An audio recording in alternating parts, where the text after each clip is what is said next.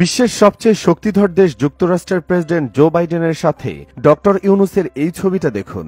একেবারে নিখাত আর প্রাণবন্ত একটি ছবি, যার পরতে পরতে রয়েছে আন্তরিকতার বহিঃপ্রকাশ। অথচ দীর্ঘ ৩ দশক জাতিসংঘের অধিবেশনের ফাঁকে বাংলাদেশের কোনো শীর্ষ নেতার সাথে যুক্তরাষ্ট্রের প্রেসিডেন্টের বৈঠকই হয়নি।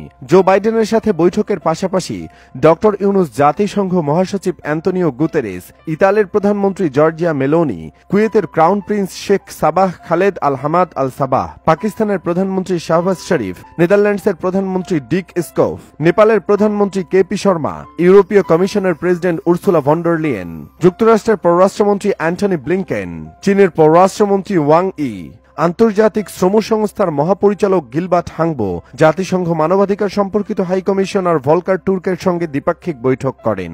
এছাড়াও বিশ্বব্যাংকের প্রেসিডেন্ট অজয় বাঙ্গা এবং আন্তর্জাতিক মুদ্রা তহবিলের ব্যবস্থাপনা পরিচালক ক্রিস্টিনা জর্জিয়েভা বাংলাদেশের অন্তর্বর্তী সরকার প্রধানের উপদেষ্টার সঙ্গে দেখা করেন। হ্যাঁ, বহির্বিশ্বে ডক্টর ইউনূসের গুরুত্ব এবং জনপ্রিয়তা এমনই, কেবল আমরা বাংলাদেশিরাই এখন পর্যন্ত তাকে যথাযথ মূল্যায়ন করতে পারিনি।